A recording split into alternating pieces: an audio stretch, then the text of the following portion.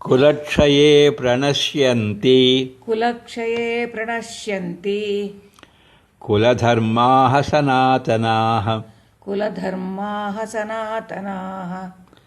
ಧರ್ಮೇ ನಷ್ಟೇ ಕುಲಂ ಕೃತ್ಸ್ನಂ ಅಧರ್ಮೋಭಿಭವತ್ಯುತ.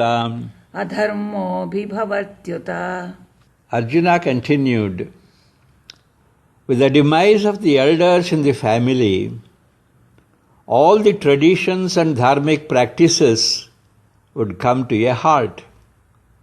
With the cessation of such Vedic practices, adharma would prevail.